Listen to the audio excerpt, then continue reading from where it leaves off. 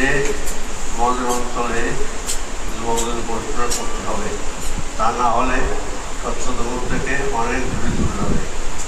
আজ থেকে কয়েক বছর আগে মহাত্মা সুন্দর গৃহে বসে অনেক সাধনা করার সময় মাত্রা দীর্ঘ আমার পারস্পরিকভাবে এই বার্তা আসে। এই এলাকায় সকলকে ঘোষণা করার জন্য বিশেষভাবে আহ্বান করছি।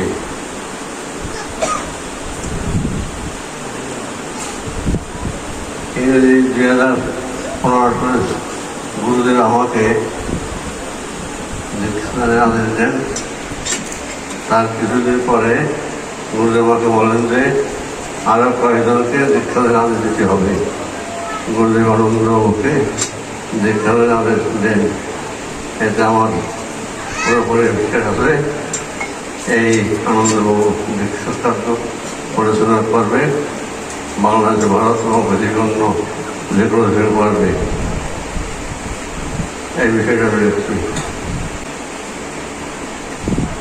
যাহাদের আনন্দের বিশ্বাস নাই তারা গুরুদেবের কাছে নেবে।